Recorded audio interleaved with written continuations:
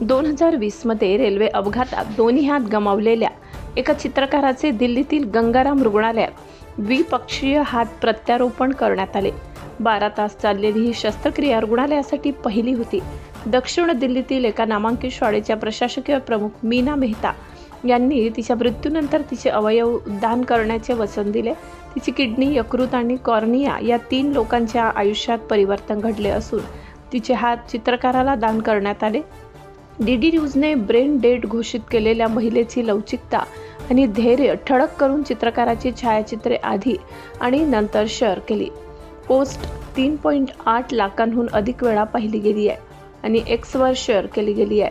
अनेक लोक त्यांचे विचार शेअर करण्यासाठी टिप्पण्या विभागात जातात.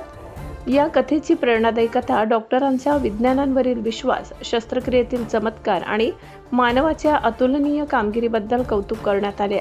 या शस्त्रक्रियेने 3 लोकांच्या आयुष्यात परिवर्तन घडवून आणले आणि मानवी लवचिकता आणि धैर्याचे सामर्थ्य दाखवून दिले आहे.